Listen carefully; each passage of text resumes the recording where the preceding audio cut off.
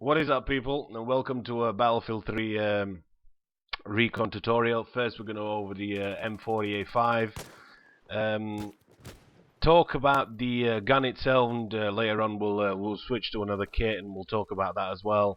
But first and foremost, bear in mind that Battlefield 3 it's a completely different game than Battlefield Bad Company 2. The things that you used to get away with in Bad Company 2 will not work in Battlefield 3.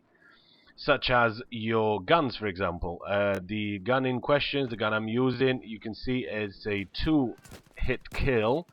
No matter how, unless he's down at 50% health or something like that, which mostly is the case in the beta anyway.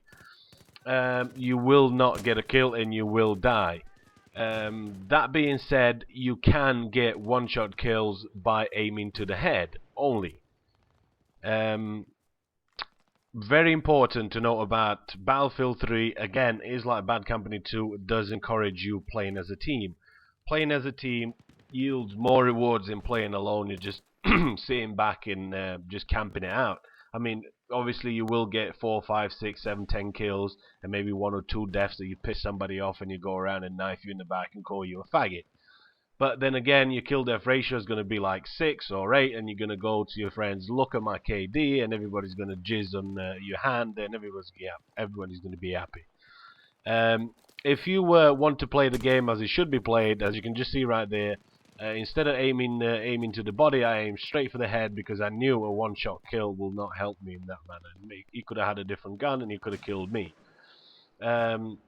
Bearing in mind that Bad Company 2 we all loved and played to death, some things will not work in Battlefield 3, such as you do not have anything to spot with. You have the TUGS, which is a completely different thing.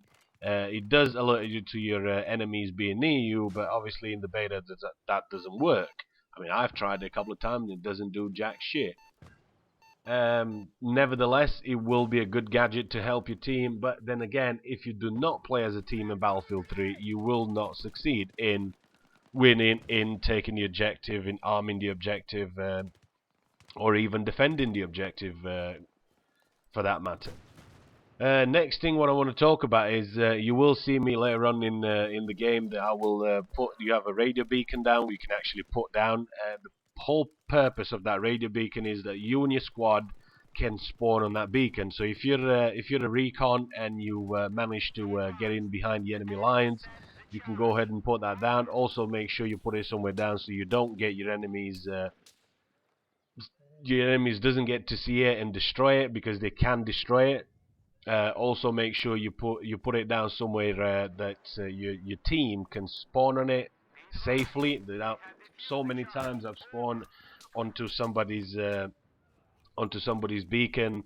Either he's put it down by mistake or he's just placed it in a bad spot. Because I spawned within 3-4 feet, I was already dead. So make sure you give your teammates a bit of cover. Make sure you look after your squad and they'll look after you. That being said, you don't have to be 100% always wary about your environments. Your squad will take charge. Your squad will help you out as well. I mean, you've got 4 different classes, and you do have other bonuses and perks you can use. For example, I always use squad ammo. I always give my squad ammo. I have not seen many people that I've killed, or they've killed me, that they're running such boosters, perks, gadgets, whatever you want to call them. If you've got 4 of you in your class, you've got an engineer, you've got an assault, you've got a recon, you've got a support class. Again, you can have 4 different bonuses, or 4 different perks in your class. So you can have sprint, you can have squad ammo, you can have flat jacket, you can have all sorts of stuff. There you go. As you can see, I'm just placing it down.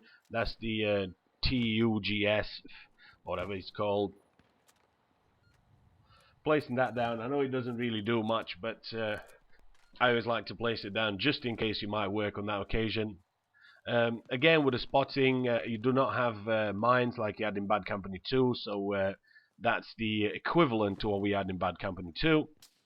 Another little gadget which you will discover later on in the game will be the MAV. That's the equivalent to the UAV in Bad Company 2. Bear in mind that the MAV does not shoot. It used to have a minigun where, if you were equipped a certain booster in Bad Company 2, you could also shoot the enemies. The MAV, the whole point and purpose of that is just to spot enemies. You will not do anything else but spot your enemies. And again, it's rewarded for playing as a squad. As you can see right there, one shot does not kill an enemy. Even though I don't think I've missed with the Magnum 44 there, but it just goes to show that you cannot be relying 100% on the straight bolt action rifles anyway. Unless you go for the headshot, you will not get him. And if he's running any kind of decent gun, or if he's running a shotgun, he will get you. So bear that in mind. Although now just getting this guy and then just getting killed by that guy, you will see me change the kit to the SVD. The SVD, in my opinion, is a little bit overpowered, because once you can get at least 2-3 shots into him before he gets any into you, you will have him. And he's got a decent scope on it. He's got decent amount of range. So you will do a lot of damage. As you can just see there, one shot, one kill. You can still aim it for the headshots. You can still how the fuck did I get that guy? Oh yeah, somebody else got him before me. You can still go for the headshots, but then again, your body shots will count as well. And having a 4x scope, or a 7, or an 8, or a 12, you can bring really great assistance to your squad and your team. As I've mentioned before, it is the case that you will need to play as a squad. I mean, I've seen so many people camping at the back and just trying to get 2 or 3 different kills. That is not the case if you're really planning to enjoy Battlefield to its potential.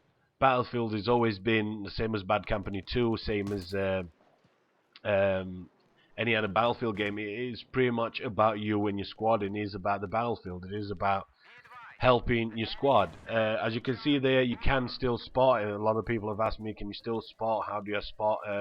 On the PlayStation 3, which I'm playing, I am playing it on the PC, but I kind of suck dick, because I don't know the controls, and I'm still having to get used to them, but I will get into it. You can still press select, and you can still spot him for your team to take him out. And getting back to the sniper rifles, bear in mind a couple of different tips and tricks. Do not Rambo it, because it will not work as it did in Bad Company 2. Used to run the M95, or you can run the M24. You can run the SV98 Sniperskaya, which is the Russian version of the sniper rifle, and it was pretty much a one-shot kill. It didn't matter if you hit him in the body. It didn't matter if you hit him in any part of the head or the leg or whatever. So you'd still get the kill for it. Well, that's all being changed, and DICE are trying to go in a completely different way with what they're doing here.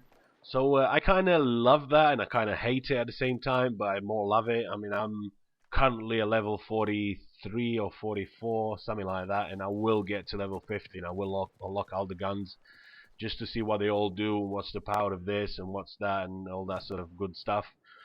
And that's pretty much it. I mean, I'll be doing this on parts. This will be part 1. I will come back with a lot more stuff, and I'll do more tips and tricks. But for now, hopefully you've enjoyed this, and you take a little bit on board. And I shall see you in the next video. I've been the Russian Sniper, out.